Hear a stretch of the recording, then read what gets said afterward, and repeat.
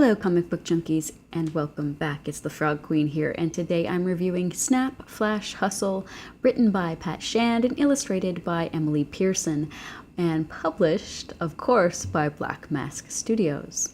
Issue 1 hit comic book stores on November 28th, and I'm already hooked, so let me tell you a bit about this 4-issue miniseries. Okay, the dangers of social media. I feel like this is a timely graphic novel, and actually, I couldn't think of a comic I read that resembled it in any way. With social media apps like Snapchat and Instagram, models have a whole new way to reach people, and for alternative models especially, one can be an amateur and have zero industry connections, but with a little know-how and the right look, they can become what's known as an influencer, garnering massive followings.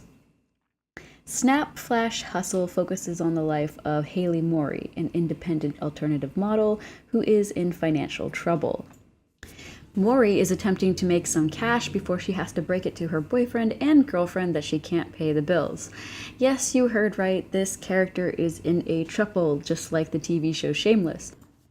Now, if you know anything about amateur modeling, then you know it's no easy gig. Oftentimes you are contacted by loads of photographers and they keep the photos, they don't pay you, and even though they tell you they're going to pay you, of course, try to get you to do nudes as soon as you show up.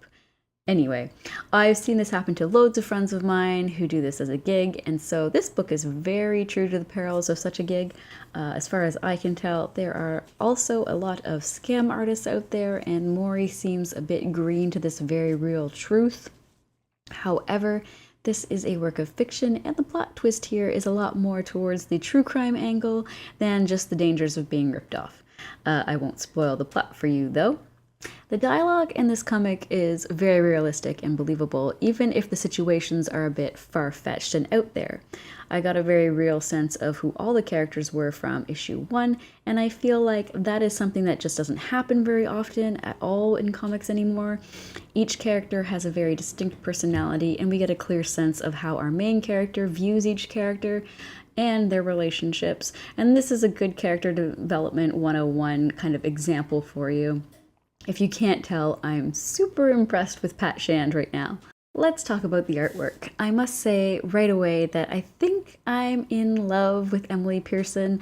I really enjoyed her artwork in this book, and I think you'll likely recall my criticism of her work on the book The Wilds, which she illustrated earlier this year. I had mentioned that many of the panels looked and felt incomplete.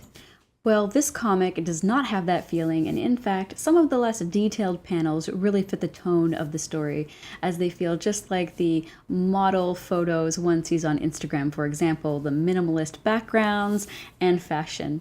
I feel as though Pearson has really won me over with this issue, and she's improved loads since the last bit of work that I've seen from her. It feels like she's an actual comic book artist now. And before it felt more like she was maybe a graphic designer or a character designer and not so much into storytelling and sequential artwork.